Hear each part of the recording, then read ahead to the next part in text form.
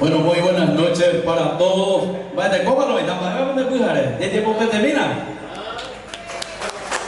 El amigo Zorrilla Guají Álvaro. Y el amigo Caballo Guilla. Una agenda y área yo. Bueno, sea Joel Peralta.